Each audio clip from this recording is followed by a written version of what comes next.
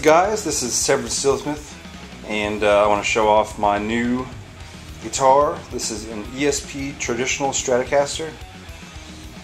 This actually became the ESP Vintage Plus series. I believe this has the exact same specs as the Vintage Plus.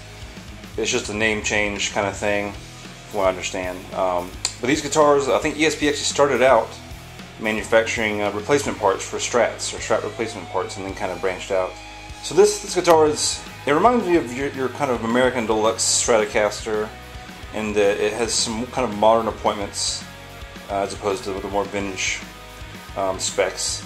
So we start out, I believe this is probably either an ash or alder body, I'm not totally sure. It's hard to find a lot of information on these, even in the old catalogs. They didn't give you a whole lot of information on the particular specs of them.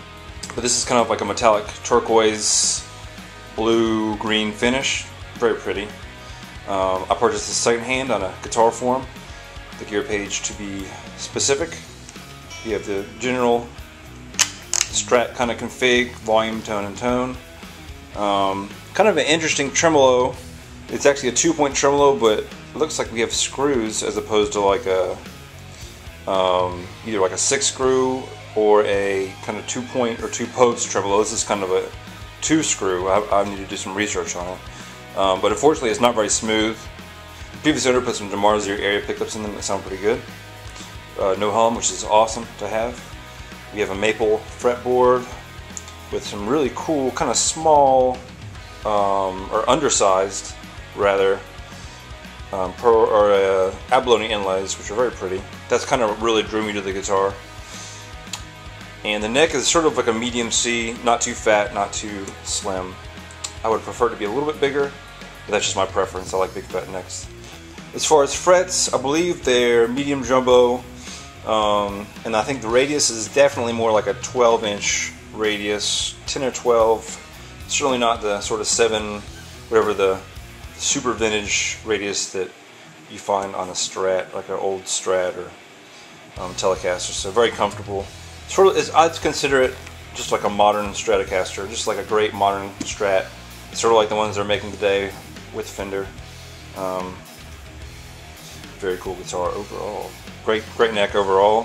Sort of like a glossy finish, but not super glossy. One big pain in the ass. I don't know what the heck they were thinking, but truss rod adjustment is in the neck. You have to take the neck off to get to that, which sucks big time. Alright, now let's look at the back. Just, you know, your typical no back plate situation that I like on all my guitars for ease of string change, all that good stuff. Has a pretty cool contour on the back, kind of like the scarf joint on Ibanez, the old Ibanez RGs.